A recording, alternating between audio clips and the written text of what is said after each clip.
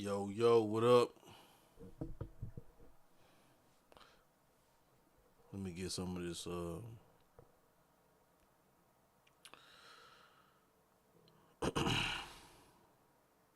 some of the people in here.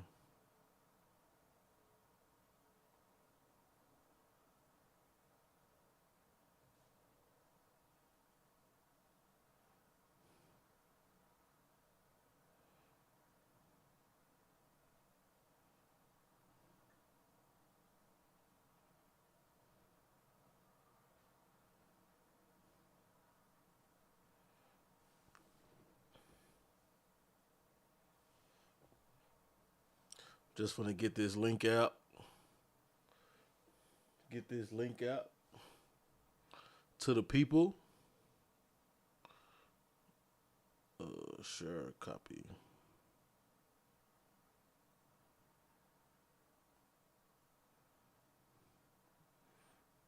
We're gonna be talking about basically where how check out my lean came about. Um, just the whole origin of check out my lean.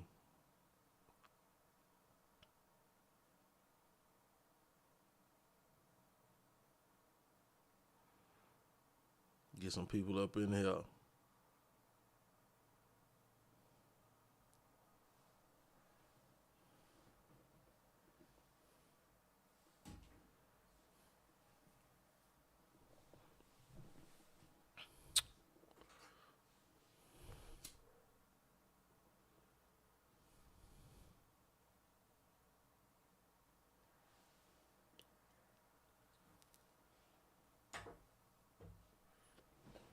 So this is the first episode of my solo vlog. I'm gonna be talking about all the stuff I've been through. You know what I'm saying? What it took me to get to where I'm at, starting Dallas Wall Street. Check out my lean, like all of the process it took to get there to do check out my lean. And just shit before, and just current stuff.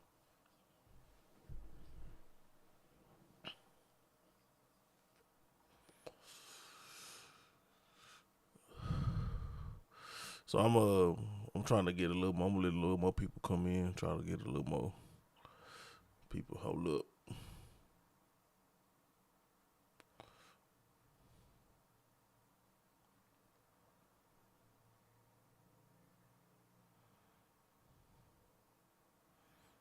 1 second. Shout out to everybody that tuned in yesterday with my boy KD. You know what I mean? Calculated moves. We're gonna be on some. We're gonna be on that type of time every Monday. I got to warm up in this joint.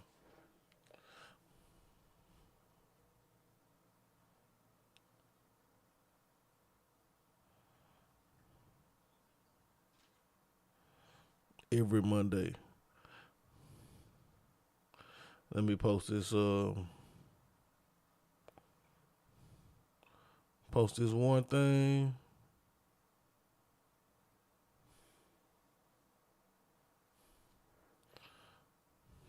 Tell everybody to tune in. First episode with my boy Calculated Moves with KD turned out pretty well though. You know what I'm saying? My dog, he got a lot of knowledge. You know what I'm saying? He done been in the business for a little minute.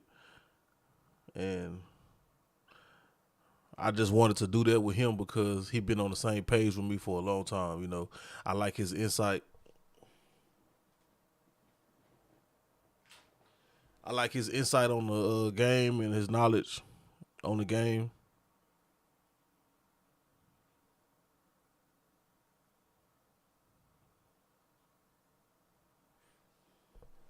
Give me 1 second. I'm gonna crank the story up in a second.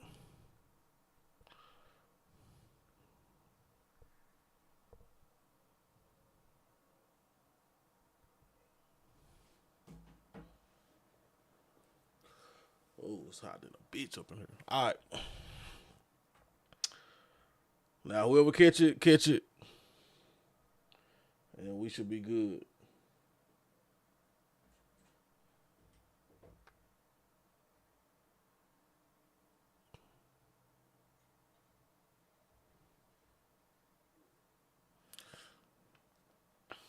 All right, so for those that do know the story, um, for those that do know the story,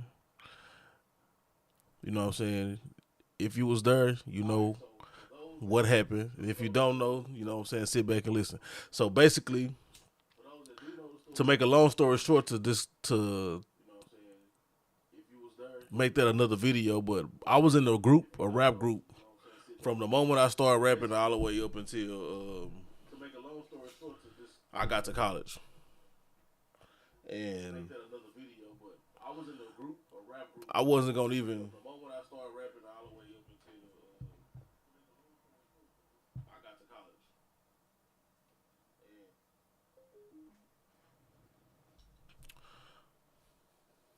So you know,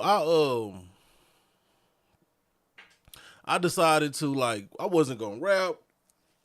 I was just gonna go down there and do my own thing and just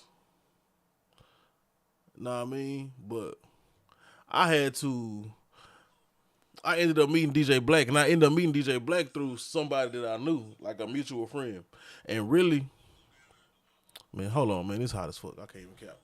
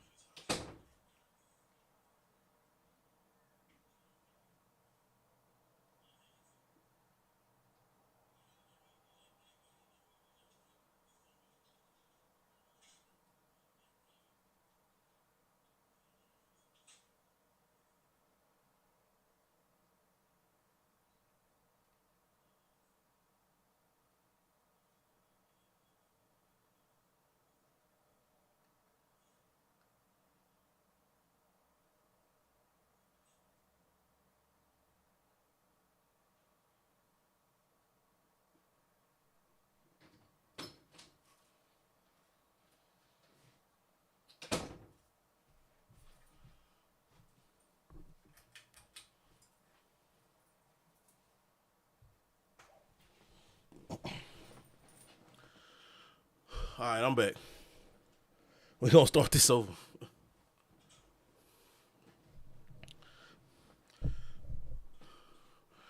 So look, I get to college. I decide I'm not gonna do music. You know what I'm saying? I already had like I had like 4 or 5 songs.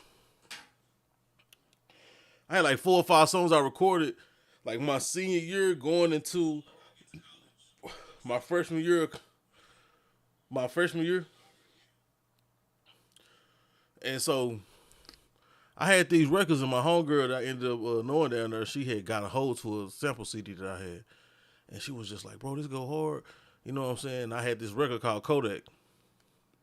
So I started kind of like opening up and I kind of gave it to a couple DJs. She took it to some people and my song started like taking off. And so then I had this song called Kodak and it was blowing up in the at the school, playing it at the parties. All the AKAs used to love that record and everybody was just really rocking with it. And so um, this girl, she plugged me in with DJ Black. And like she was trying to get me to meet him, and I didn't want to meet him at first. He didn't want to meet me. You know, we was just being stubborn. And he already had his artist he was working with, and so we ended up meeting. And my song is just steady getting bigger. You know, I'm starting to become like known on the music side at the school, and then oh DJ Cut, shout out to DJ Cut because he was running the shit at the time, and Black came to me one day and was like, "Hey, bro, you need to we need to do another club record. You know what I'm saying? We need another song for the parties. The other record kind of getting old." And he was like, "I'm gonna make the beat." And we used to have these parties every Thursday. So this was like after a party, like that Friday after a party or whatever. And he wanted to have it done by the next Thursday. So you know what I'm saying? He cooked the beat up, gave me the beat probably like on a Monday or something, Tuesday, and I did a song to it, scratched it, and did another record. Took it to DJ Cut, and shit, that shit. He told me at that moment, "Shit, you got you one." You know what I'm saying? And it was up from there. So I just started kind of like pushing the record, getting it high to start getting play, and then I did this show at the Cold War with the Alphas at the Step Show. Between like 3,000, 5,000 people. It's like the biggest crowd I done did. You know what I'm saying? I had did shows. I used to rock with Stampede back in the day. Me and my partners, TYG and YBB, but this is like the biggest show, like 3, 4, 5,000 kids, man. I'm out here. I'm nervous, and I get up there, and I hit that hoe. Like, I perform, check out my lean, it go crazy. You know what I'm saying? It goes super crazy. And when I get off the stage, mind you, I'm like, I got like 500 CDs pressed up, like a mixtape. I didn't individually burn one at a time. I printed off all the covers, pressed them on the CD. I did everything myself, and I had like 500 CDs. So like I had some of my partners. Our plan was like we would come outside, we had everybody outside that was gonna help me sell the CDs. You know what I'm saying? And man, I did that show. J Rock come outside like, are you the dude that just performed while you was on stage? Just got to get off stage. I'm like, yeah. He like, shit, how would you like to open up for Boosie and Webby at Club Shay? So I'm like, shit, hell yeah. Boosie and Webby, the hottest thing smoking in the city right at the time. You know what I'm saying? And this one, Wipe Me Down was just starting to come up because I ended up doing that show, but it wasn't with Boosie and Webby. It was just with Fox. You know what I'm saying? Fox and Mia, he was the only one on this song at the time. If some of y'all don't remember, Fox had the song. He made the song Wipe Me Down, you know what I'm saying? And it was his record. And I think they ended up selling it to Boosie or whatever, however they did, and made it his single. And so Fox performed, I performed. It wasn't even that many people there. You know what I'm saying? But he performed, I met him, I performed, and J Rock fucked with me. And then after that, J Rock just was hitting me like, hey, bro, you want to perform, you want to open up for Boosie and Webby here? You know what I'm saying? He kept on saying that, but a lot of the times it was Boosie. You know what I'm saying? I opened up for Boosie a lot due to J-Rock. You know what I'm saying? I hope my boy get better. You know what I'm saying? He in the hospital right now. He not doing too well. But I hope he get better, get well soon, my boy, because you were one of the main reasons Check Out My Lean got to where it was going. If y'all on the live, man, tap in with the chat. Shout out to my boy Block. He was there. He know. So, you know what I'm saying? So in this moment, J-Rock got me opening up for Boosie and got me going, and I'm rolling. And this is like, niggas ain't doing the boogie yet. You know what I'm saying? Like, I think the only songs that was out at the time that was popping was like Trap Stars, Get It Bitch, Lil Will, My Dougie. So like the Dougie was like the boogie. You know what I'm saying? Niggas was just Dougieing. And not too many records. You know what I'm saying? We had Cut a C that was before that. But so like the boogie hadn't evolved into what it became yet. So like my song was like a club record, but it wasn't really like a dance. It wasn't really like a dance song. You know what I'm saying? Like it wasn't a specific dance to it. Let me put it like that. All the records that came out after, they all kind of had like a specific dance, and they kind of evolved the boogie, in my opinion. You know what I'm saying? I feel like Check Out My Lean, I just made that record to do a club song. Like I wanted to be in the clubs. My pops used to tell me when he came home from prison, he used to tell me like, y'all the young niggas too raw. Like y'all too raw. Y'all making y'all music too hard. The world ain't gonna understand y'all being so young, 14 and 15 and y'all talking about what y'all talking about. And I couldn't really do a dance song because I really wasn't around it. But when I went to college, I started going to parties, started doing more things, you know what I'm saying, partying more, kicking it, and it was easy for me to make a club record. So that was my whole intentions. I didn't have a dance routine to it or nothing. And I don't know if that was a good or a bad thing, you know what I'm saying, but it got coined as a dance song, you know what I'm saying, because it was a club record, and I would say Check Out My Lean, I guess, you know. And I really just used to say that because I really wasn't a dancer in the clubs, but my partners used to always say I had this little lean that I did, you know what I'm saying? So I just turned that into a song, you know? So it was just me really just being in college and just talking about what we was doing. I'm talking about my college partners. I'm on that motherfucker talking about how we was moving out there, you know what I'm saying? But so J-Rock stayed in touch with me, man. I opened up for Boosie at M5. I opened up for Boosie at Shave Circle. I didn't open up for Boosie probably like 4 or 5 times, you know. And the record just kind of took off. I wasn't expecting it. I recorded in my dorm. When the record took off, the shows was coming. I remember they used to play the instrumental on the radio. It was just the instrumental. And everybody used to call me like, they playing your song. They just played your song on the radio, and really it was just the instrumental. But finally they started kind of playing the record, you know what I'm saying? And then I had to, that's when stuff got real. Like when the instrumental got put on the radio, everything got serious for me, because it was like, you know what I'm saying, you kind of playing in the big leagues, and now you got the major labels looking at you. Once my song, like this crazy, I could tell this story. Like, I was working at this job at the Federal Reserve Bank, and I remember I was on MySpace at work, and a nigga hit me up on MySpace and was like, this is such and such from Universal Records. You know what I mean? Like, I want to give you a phone call. I like your song. Just keep doing what you're doing. We got our eyes on you. And then that's when I knew, like, all right, this really can happen for me. I didn't believe him at first, but then I got the contact, and I really knew that's when it could happen. You know what I mean? So we go do this shit. I'm doing these shows. The club is popping. Lil Will is on fire. You know what I'm saying? We got like these hot songs, and I start getting offers from deals from different labels. I go to New York. I go check out Universal Republic, Asylum. No, I didn't check out Asylum when I went to New York, but they ended up calling me. You know what I'm saying? That's who I ended up signing to. You know what I mean? I ended up signing to Asylum. I signed to Asylum. Calculated Moves. What's good, man? Hey, y'all can ask questions. You know what I'm saying? This is live. This ain't just like a podcast. This is live. Y'all can ask questions if y'all want to know something. If I'm going too fast, if I'm not making sense, if I skip some stuff. You know what I'm saying? Y'all can ask questions and shit. And share this shit. Tell everybody that, you know what I'm saying, I'm live. You know what I mean? I'm trying to get this shit going. This is something that we started. You know what I'm saying? I'm going to be doing this shit every day. I'm going to have a story for y'all every day.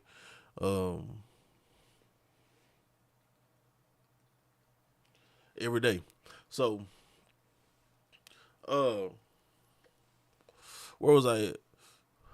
Oh, so we get like offers and stuff, you know what I'm saying? This shit started to happen. And my CEO at the time, I'm running with Big Wheel, you know what I'm saying? Big Wheel Records. And my CEO at the time, he basically gets arrested. You know what I'm saying? Like, so we decide to shoot the video. We shoot some scenes, and matter of fact, I'm gonna run this shit. It's like some old shit. You know what I'm saying? I ain't gonna. This video right here that's on YouTube.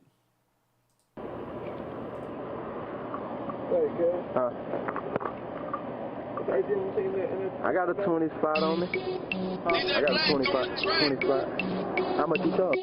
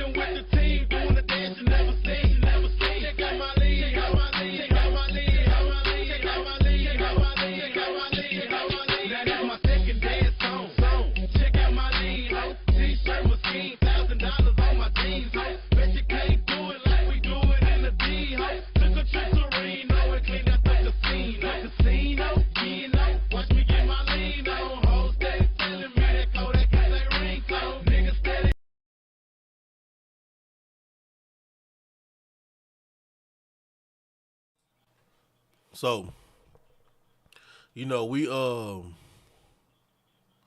shot that video. We started shooting the video or whatever, and we shot that scene. We rented out a club, and the day we rented out the club to shoot the rest of the video, I got arrested on some dumb shit, and I didn't go to jail. I just got took downtown and questioned for a few hours, and I missed the whole shit. You know what I'm saying? They finally let me go, and that shit is crazy. Yeah, that quality is trash as fuck. By the way, so Block said, what ultimately made me sign with Asylum? Well, I chose Asylum because of the roster they had. Of course, Boosie and Webby was the hottest niggas in our region at the time, and Trill Entertainment was signed to Asylum. Gucci Mane was signed to Asylum. And some more people were signed to Asylum, and I just really liked their roster over everybody else's roster. Everybody else that kind of came to me was more so the artist that they had at the time was more like in a whole different lane or genre than I was in, and I just didn't know if they had they would make me priority, make a rapper priority. And then they also offered me a label deal. So instead of me just taking a solo deal, they offered to give a Big Wheel Records a deal, you know what I'm saying? And we signed a label deal to give the whole entity a deal. So it was a Big Wheel Asylum instead of me signing directly to Asylum. It was a tough decision though, so I'm gonna say some crazy shit about that. So even after I was just talking about how I got arrested, hey man, shout out to everybody that's tuning in. If y'all tuning in, y'all got any questions? If I'm moving too fast, y'all got any questions, man, make sure y'all tap in on the chat. Shoot them questions at me, man. We live. We just kicking and chopping it up, talking about the origin of Check Out My Lean. So we tried to shoot the video. I get arrested. They kind of fucked the whole video up. And so after this, my CEO, he gets picked up by the feds. So we are like, damn, we like on a time crunch while we talking to the labels. Like my CEO was literally locked up in the feds when we signed our deal. Like I drove to the feds in Oklahoma, you know what I'm saying, from the sign of paperwork. The label didn't know. The label didn't know that he was locked up. We made it seem like he was here. Matter of fact, if y'all remember what happened, if y'all remember Twisted Black was in jail. He caught a murder charge and went to jail, and he signed $1 million deal. He was supposed to have signed $1 million deal from behind bars. So we had got his manager, the nigga that helped broker that shit, JT, and helped us get our deal while our CEO was behind bars, basically. So that's just an interesting story. Somebody asked, who's my favorite Dallas artist and who is my favorite artist outside of Dallas? My favorite Dallas artist is Big Tuck. He just always been hard to me. His flow is just, Big Tuck just got a stupid flow and a sound. All Big Tuck songs always had the biggest impact on me, I would say. My favorite artist outside of Dallas is Lil Wayne.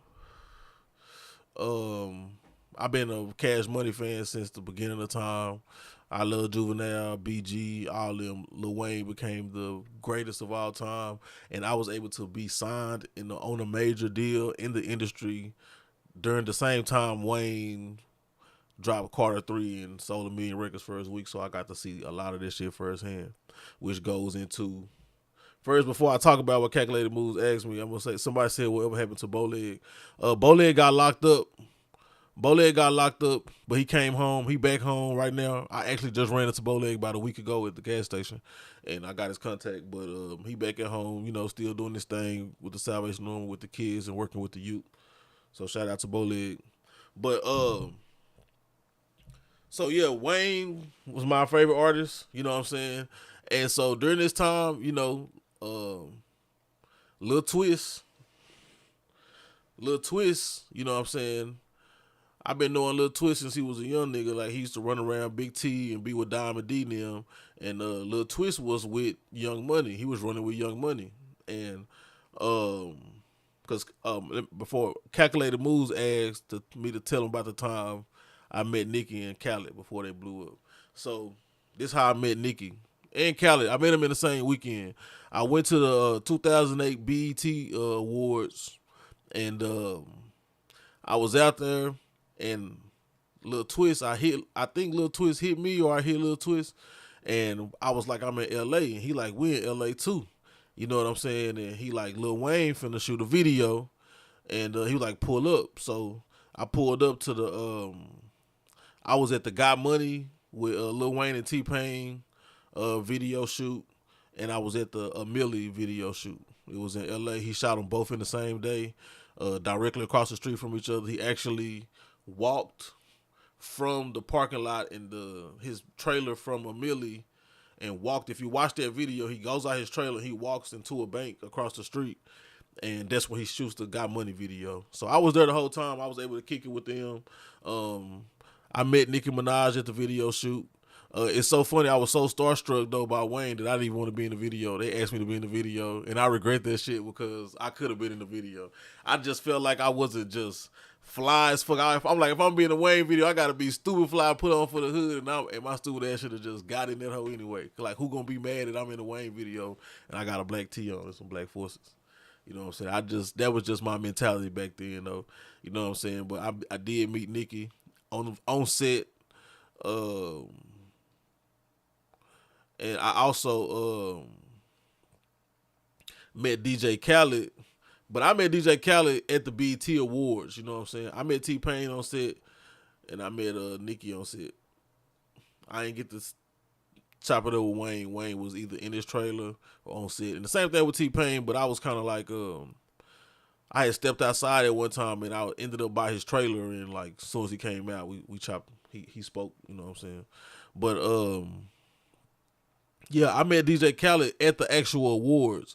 So at the BET Awards, they have a room, like a radio room, where it's just like a big ass room, a whole bunch of tables, and at every table it's a different radio station. So you got 97.9 from Dallas, The Beat. You got K104. Then you got like Power 105, The Breakfast Club, like in the New York stations. You got California stations, you got Louisiana, you got Chicago, you got all the top stations in one room, and you just do a press run. So I was in there doing a press run, and I ran into like Skip Cheatham at the time when he was doing Flavor TV. So I did like an interview with him and Akon, you know what I'm saying? And then I bumped into DJ Khaled, you know what I'm saying? I got a picture with him. I got a picture with Nicki too. And yeah, I bumped into DJ Khaled. I met a lot of people. That weekend. I could tell you a funny story that I missed the whole awards show because me and my managers, you know what I'm saying, we had parked in a parking spot that was like, it was so packed we didn't know where to park, and we parked in this parking spot, and one dude was supposed to stay back and we watch the car and keep an eye on the car, and I guess he wasn't feeling that way. He was trying to come get in, and then the car got, the car was about to get towed. If I'm not mistaken, did the car get towed? I don't think it got towed. I think we ended up having to leave just because we almost got towed or some shit. But I ended up missing the whole damn event, man. I missed the whole damn BET Awards. But I wasn't tripping, though, because I ended up, you know what I'm saying, being able to go to the video shoot with Wayne for those two songs. And I met Jazzy Faye at Roscoe's that same weekend. I freestyled for Jazzy Faye. And shit, he fucked with me. He told me to come to the club with them. You know what I'm saying? It was a radio DJ with him. that was kind of familiar with Dallas. You know what I'm saying? He was familiar with my song, so it kind of helped me out. And he gave us his assistant number, and we chopped it up and fucked with him. So shout out to Jazzy Faye. So Check Out My Lean pretty much did that. A lot of people don't know that Check Out My Lean was on the billboards. We made it up to like number 56. You know what I'm saying? This is my first vlog. If y'all keep watching, y'all will see me. But eventually my plaque is coming in. That was a long time ago, and I always if you know me, a lot of people know I feel like I'm real humble, and I might be too humble at times. You know what I'm saying? And so, you know, I don't even just treat myself like I've done something that major, but I have to, because, you know, I can't erase what happened in life, and it is something that was a great feat that I accomplished. You know what I'm saying? So eventually y'all see the plaque on the wall. Somebody said, did you ever think about Check Out My Lean would be as big as it was? No, I didn't think twice about that song, man. DJ Black just told me to make a record for the club for school, and we was in college, and I made a song, bro. Literally, like that wouldn't have been the song I picked. You know what I'm saying? I had so many other songs, bro. That would not have been the song I picked. That would have not been the song. Man, shout out to everybody that's listening, man. You know what I mean? Y'all make sure y'all subscribe. I'm going to be going live every day, telling new stories. I got so many stories. I want to answer all the questions that anybody got about the industry, about my fails, about my wins, about my losses. I'm an open book, you know what I'm saying? I don't really care about talking about why I didn't make it, or, you know what I'm saying? Yeah. So, you know what I mean? So, you know, J-Rock played a big part. J-Rock is a club promoter. He had me in all the spots. I used to be all over the place. All the DJs was rocking with us. The Definition DJs used to have me, like, the Definition DJs used to do these meet and greets when artists used to come down here. So we need to get back to that right there. We need to get back to the meet and greets where when a major artist come down here, they meet with all the DJs. You know what I'm saying? And the Definition DJs used to do that. Rick Ross came down here. They did a meet and greet with Rick Ross. And then they brought me up there as one of the hottest artists in the city. So I was able to meet Rick Ross, chop it up, you know what I'm saying, exchange contact, and do what we got to do. They did the same thing with Cassidy, too. You know what I'm saying? Me and Cassidy chopped it up. This was right after Cassidy had that car wreck.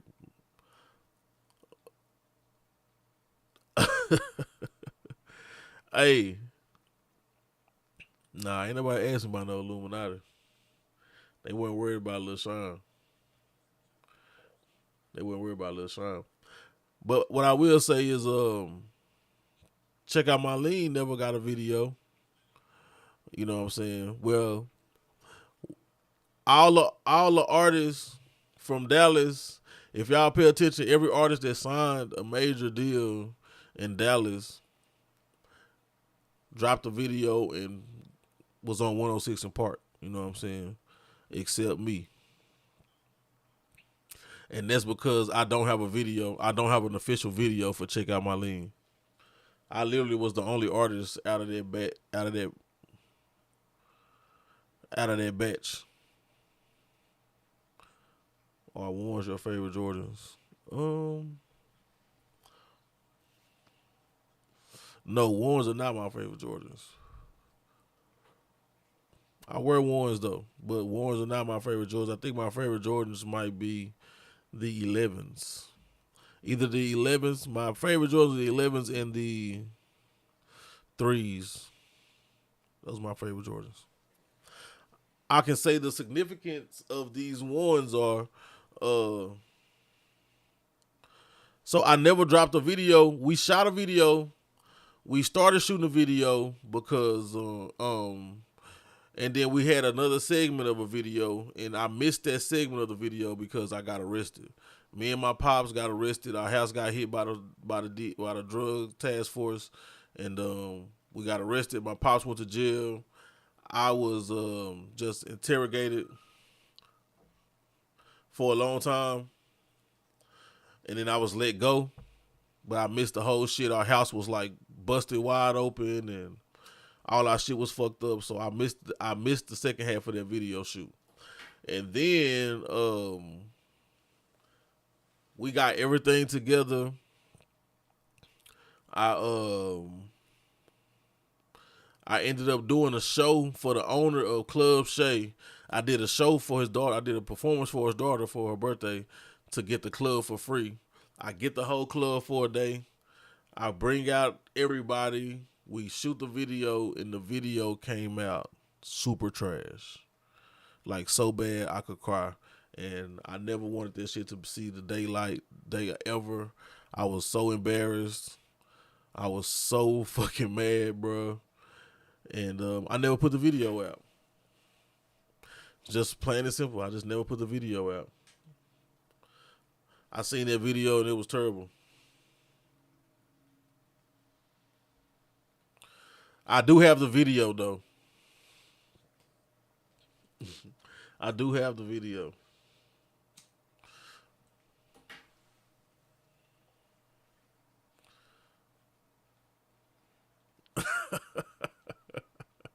That shit is trash. I'm gonna release that video on my next vlog though. I'm gonna do a whole episode about that video. You know what I'm saying? And really, I'm not gonna even do this shit. I can play it right now on the cool, but I don't know. I'm gonna wait.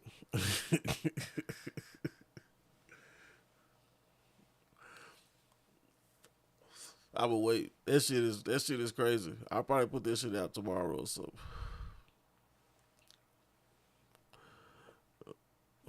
Yeah, that shit trash, man. It was so embarrassing, man. That shit looked like a documentary, like a behind the scenes or something, man. And it was crazy because we had all the Caprices and Suicide Dough. We had the car clubs out there. We had women out there. We had, man, I don't know, man. This shit was, it was not good.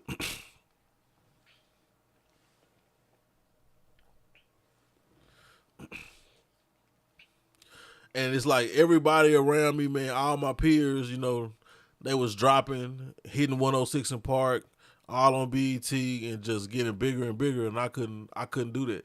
Like, without the visual, it made my song more popular than my face.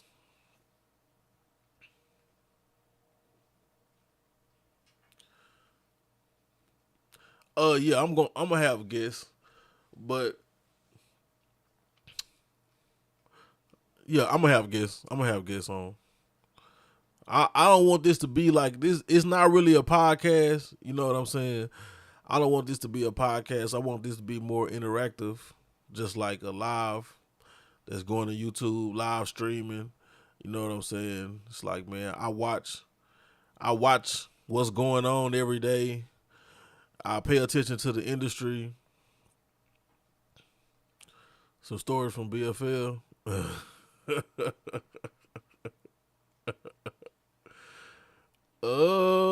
What kind of stories? I don't know. Growing up in BFL, I mean, when I was growing up in BFL in 304, we was like, it's kind of crazy because like, we had beef with Highland Hills. You know what I'm saying? Like, those hoods, our hoods was clashing at that time. Like, a lot of niggas from our hoods was clashing. Like, that's all that shit was. BFL, Highland Hills was just clashing. But my two closest homeboys was from Highland Hills. So I used to be in Highland Hills, and I used to be kind of good, but not kind of good. You know what I'm saying? Nigga used to have smoke here and there, and not have smoke here and there.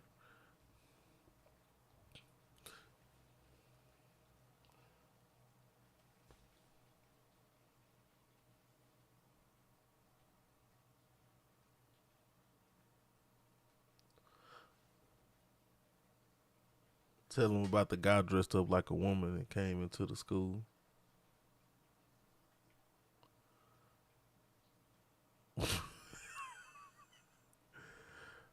Hold on. What story are you talking about? You think you might got something mixed up? The dude dressed up like a woman.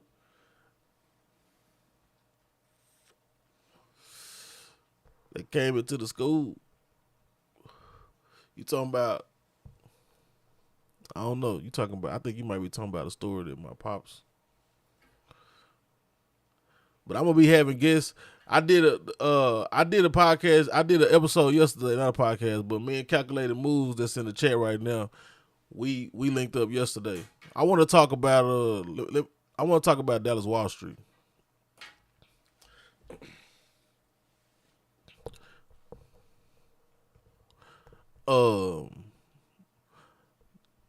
Dallas Wall Street is a company that, of course, this the page y'all on. This is something that I'm trying to build, a media company for the city.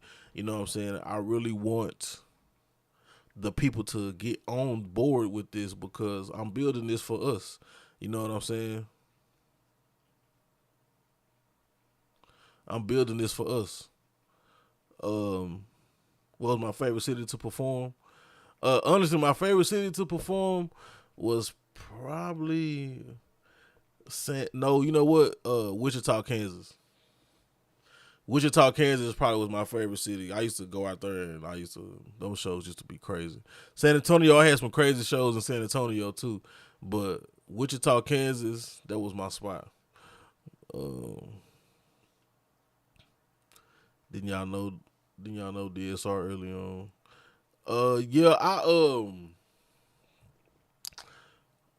So growing up, I'm gonna be honest, you know what I'm saying? I looked up to DSR in the you know what I'm saying, in a sense, because it was crazy that these niggas was in the neighborhood and everybody was listening to their music, and I just love music so much, and I wanted to be in that position, and I just used to be like amazed by this shit and how you can just get known by the masses like that. So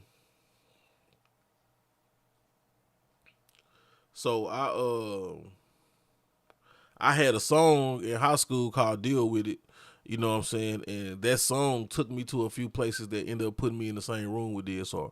You know what I'm saying? I was trying to get Tum Tum on the remix at the time. I don't even know if he remember this, but I was trying to get him on the remix at the time, and I couldn't get nobody. I ain't gonna lie. We couldn't get nobody. We couldn't get nobody at first, and then we ended up getting Addiction.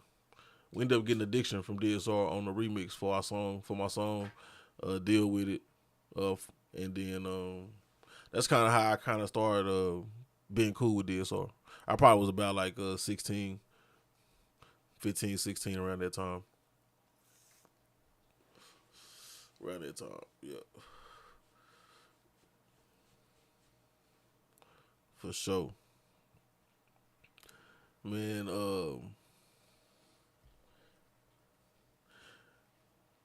yeah, man, I wish I could see who all up in here.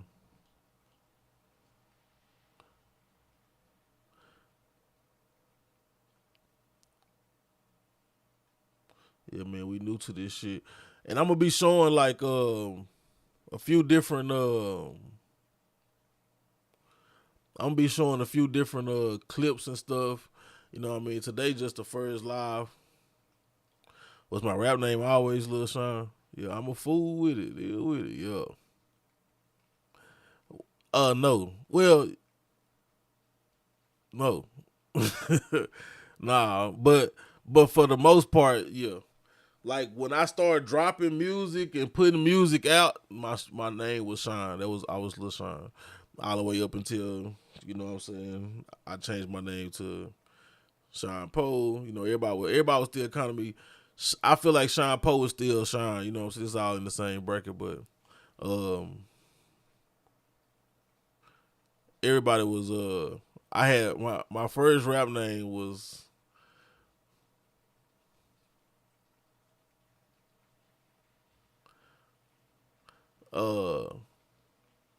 my first rap name was Lil Chief. I was 10 years old. It was Lil Chief. Yeah, that's so funny. Shout out to Big Chief. Um, on my other chat, I got asked how was it working with Boosie on the remix. Um, Working with Boosie was like, you know how you got a favorite rapper, and I ain't gonna say Boosie was my favorite rapper, but he was like the hottest, like one of the hottest niggas of our era at that time. Like in Dallas, Boosie and Webby was them niggas. You bring them niggas down here, you gonna pack out the club. They were just running the clubs at the time, Trill and T. So for them niggas to be the hottest niggas and we fucking with these niggas tough like that, you know what I'm saying? And then you know how you just say you like be like, damn, I want to meet this nigga, and then you know how you be disappointed because a nigga don't be like it wasn't it. You know what I'm saying? Boosie came in being Boosie. He was just fucking with everybody. You know what I'm saying?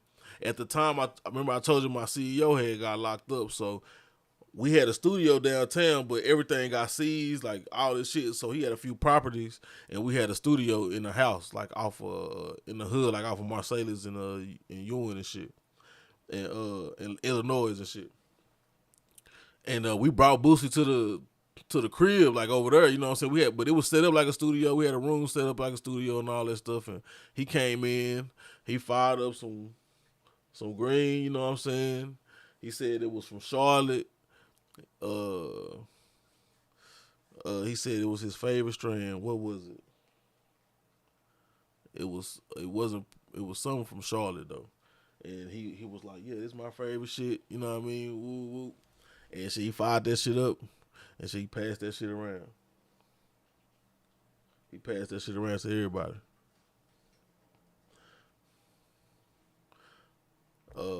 What was the Dallas rap scene? Dallas scene like in the early 2000s before the dance era. That shit was all rap. That shit was all fight music, crunk music. We was rapping about fighting. That shit was like click music. Like for me, it was just just fight music. That Lil Jon era. You know what I'm saying? Young Nino, and starting them. Um, you had the Little Richard and O2s. Well, I guess early 2000 before that, we had like a code. You know what I'm saying? We had Stony Crook and them, but we had like between Stony Crook and a big space between Stony Crook and like who could we say like I would say like DSR. Like, you know what I'm saying? You had like the Stampedes, ball players, you know what I'm saying, all in the mix. But from that era before then, it seemed like it was like, well, you know, you had like SEMO. Man, my bad. I can't, I'm tripping. You had SEMO them. You had the Rally Boys. You know what I'm saying? You had Diamond D. You know what I'm saying? The music was just street. You know what I'm saying? And then it kind of evolved into like fight music, and then it evolved into the boogie.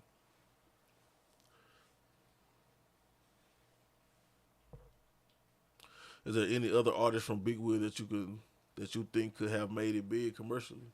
Yeah, all of them. Honestly, Lil Richard and O2, shit, them niggas had good music. Young Tay, that nigga was like Mo3 before Mo3. You know what I'm saying? Singing like a church nigga and rapping his ass off about some struggle, like life struggles. At 15 years old, though, this nigga was like 15. I remember I was like, he put me on, he the one actually, Young Tate actually put me on his first, Young Tate actually put me on his first album. Well, on my first big album that came out and it was like, you know what I'm saying, pressed up and Young Tate put me on this shit, throw this in the game. That nigga was like 14. I was like 14 or 15 or some shit like that. And Young Tay was cold though. That nigga used to be a rapping machine. I think all them niggas froze. He had bumped this in your Cadillac. If y'all don't know about Big Wheel, I was signed to before me. Froze only had bumped this in your Cadillac. That's one of the biggest records to ever come out the city. Had Bun B on the remix, Mike Jones on the remix, and Twister. And this is like popping Mike Jones, popping Twister. Like, you know what I'm saying? Bun B in a different era popping. You know what I mean? So You know what I mean? Nigga had commercial success already, Just I think we didn't know that. Well, not I think we just didn't know the business. You know what I'm saying? A lot of us street dudes, and we come from where we come from, and we don't take a lot of this shit lightly. We feel like that shit disrespect, and they kind of throw us off the way they handle business in the music game, and they kind of throw you off. Like with me personally, I saw the deal. I didn't like the way they was moving. I started talking bad about my own label, and I was like, "Fuck them, I'm going back to school." And once I started doing that, that wasn't the smart thing to do. But it was like I was just like, fuck this shit. I go do some other shit. You know what I'm saying? And I come back to this shit. But I should have just handled my business better. But that's just the mentality that we go through. Have you talked or worked with Boosie or Webbie since their record? No, I have not. I have not talked or worked with Boosie since their record or Webbie since their record. Actually, I did that song, and we was just talking about Seven the Great. Me and my guy from Calculated Moves, me and my boy KD. We was just talking about how he did this record, and he was just saying how he did the Moneybag song, and he had to pay for the feature in the video, and then he couldn't get it. They had to pay it, get it cleared. That was the same situation I went through with Boosie and Webbie. You know what I'm saying? J-Rock brought Boosie up to the studio. Shout out to J-Rock for that too. He was the one that called me. Matter of fact, he was the one that called me. I was at Big T. J-Rock called me. He told me he had Boosie with him in the car right now. Do I want to do the feature? I said, yeah, how much? He told me the price. I'm like, yeah, I got it on me. Let's go. I met him at the studio, paid him cash. He did the feature, you know what I'm saying? And then same thing with Webbie. Webbie was popping. He was like really having like some commercial success. So I had Webbie come through while he was on his promo tour, and we did the feature. And then I'm trying to market the song. Like I'm like, if I don't since I didn't get to do the video for the original record, I'm gonna do this and do the video for the remix. With Boosie and Webbie, it's gonna take me back up to the top. It's gonna take me high on the Billboard charts. So we do that record. I'll get it ready. I get it to the radio. You know what I'm saying? And the radio get it, and then as soon as the radio get it, they end up hitting us was like they got a cease and desist letter playing the record because Trill haven't cleared it. So then we trying to get on the line with Trill, and Trill wanted them bam bands, man. You know what I'm saying? It's like shit. So I'm like, man, we signed to the same label. Trill was signed to Asylum. I was signed to Asylum. I'm trying to figure out if Asylum can like get them to take the money on the back end, like let us shoot the video, let me pay for the video, do this, and then the money, whatever we pay there first, and then what I'm saying, they get their money off top, and they wasn't budging. You know what I'm saying? I think they brought it down a little bit, but it wasn't. Like my CEO was locked up. We was going through all of that shit already, so it was just like he was fighting a Fed case. So I was just like, shit, man. You know what I mean? The shit was just fucking me up because I'm just like, I got a label, and they not helping me. Like we signed to the same label, but they can't. They can't do nothing. And I mean, now looking back at it, I understand more. I feel like more could have been done, but you know what I'm saying? Shit, they were just taking us regional acts and trying to get $1 off of us. But I sure ain't see Webbie since. I had more interaction with Boosie, you know what I'm saying, because we was doing shows and shit before. But I ain't never seen Webbie since that shit. I ain't never seen him, never talked to him. It wasn't even the same type of vibe that Boosie had when he pulled up. Webbie just came in, you know what I'm saying. I had him an ounce of weed, gave him his paper. He went in another room, wrote his record, came out, recorded that hoe, dapped the nigga up and dipped. Boosie was in that whole chopping it up with niggas, smoking with niggas, acting like he knew us. You know what I'm saying? And he went outside with us afterwards, outside in the yard, and chopped it up with us. You know what I mean? It's a video on YouTube. I'm sure y'all done seen it. If you haven't, y'all can go look it up.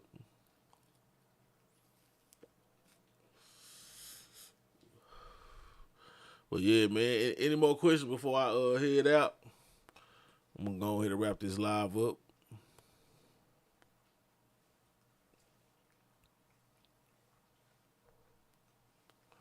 Man, so every day I'm gonna be going live. Mondays I'll be going live with my boy KD from Calculated Moves. We'll be talking about, you know what I'm saying, current news, all type of things. You know what I'm saying? I'll be going live solo, talking about my personal shit I done been through, asking questions about the industry, talking about all kinds of stuff, man. I'm gonna just keep this channel active and try to give as much knowledge to the city as I can, man. Appreciate y'all for tuning in. Until next time. Oh, we got one more question before I close it out. What inspired you to rap? All right, so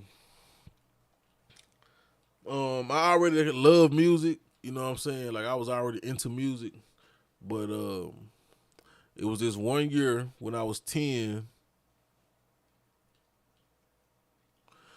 It was this one year when I was 10 years old. I was getting in a lot of trouble. But I was already kind of getting in trouble fighting and shit. And then when I was 10, my mom, she from California, so she had her brother come down here because my dad is locked up. You know what I'm saying? My dad, not now, but at the time, my dad was locked up. He had been locked up since I was like 3 or something like that, 3 or 4. So they like, I got anger issues. She feel like I got anger issues. You know what I'm saying? I need like an outlet or something. I just need a male figure. So my mama brother came down and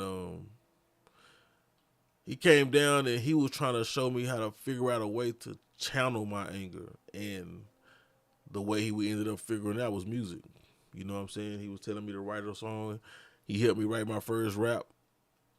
It was called More Money, Let's Talk. I won't rap it. But he did that, and that's when I just started putting everything on paper. And now that's kind of how I just cope with life, making music. The first song that made me fall in love with music,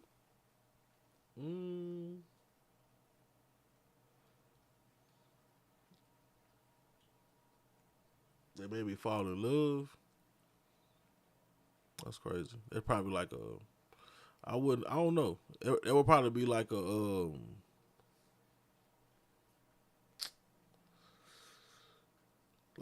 West Coast album, like the Chronic or something.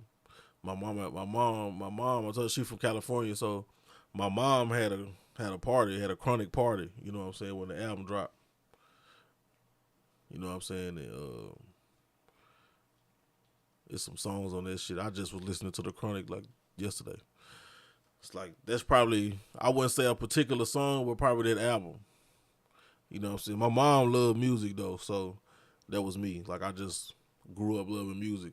I would say that, but what probably made me be more into rap was probably BG, Chopper City. That was the first I bought that. It was a cassette. That was the first tape I ever bought. My mama let me buy. I bought it over there off a dirt pad at the cassette shop. Bought BG Chopper City. I was like 8 years old or some shit. It's crazy.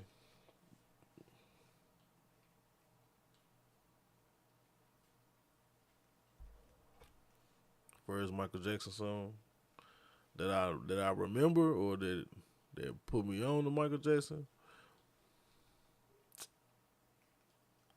Probably Beat It. That's what made me think Michael Jackson was cool. Beat It. Oh no, you know what? It was probably Bad. Am I currently working on any music? Yes, I am. I am working on something right now. I'm working on a project. I'm actually working on a 214 AM. I was going to drop it. And I've been doing my 214s and I've been doing them and dropping them on Valentine's Day. And I kind of felt the way this year. I won't say why. Maybe I'll expose that in a later video or something. But um, I'm still working on it. I'm gonna put that out still. It don't have to drop on the 14th. It's just gonna drop this year, and I got another tape that I'm finishing up. So I got 2 tapes that I'm about to put out. I will probably be dropping a video within the next 3 weeks.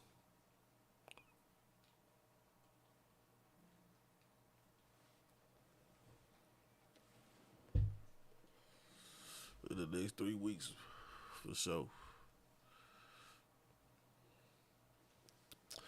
But yeah, man, I'm gonna get up out of here. I'm gonna get with y'all later. Tomorrow, man, I'll be going live around the same time. I'm gonna have my guy, my dog Big Bruce, gonna be in the building with me. So, can we get a 30 preview of some songs or some music? Yeah, I can play some. My favorite new artist out of Dallas.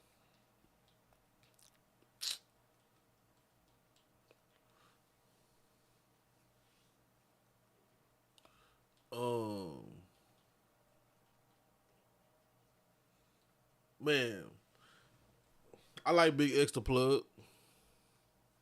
I like Big Extra Plug. I I was really big on BFG Strap. I'm not gonna lie. That was my favorite artist out of Dallas. BFG Strap. So, but Big Extra Plug, I like him. You know what I'm saying?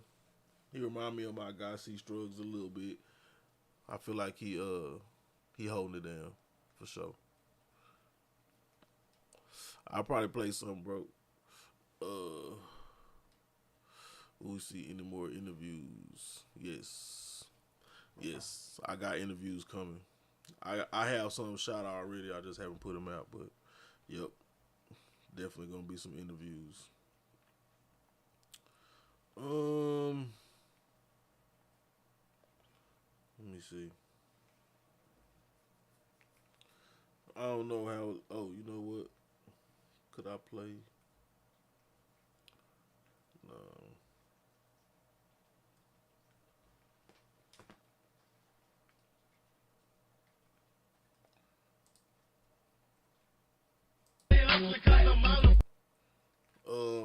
I'll probably do some previews on another stream when I have to be ready. I don't got nothing pulled up on this computer to do it.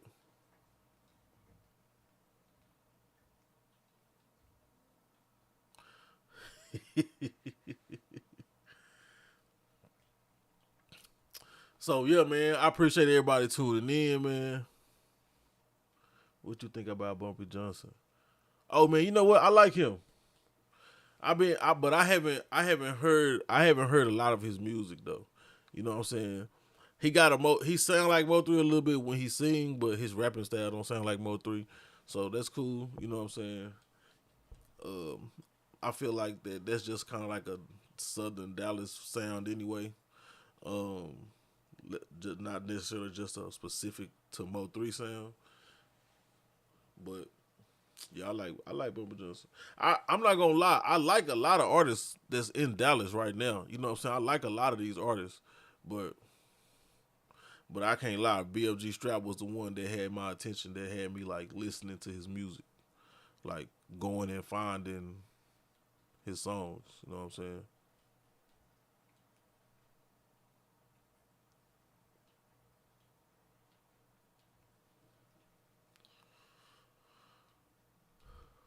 I'm gonna get up off this live, and I'm gonna get with y'all tomorrow, man. I appreciate y'all tuning in.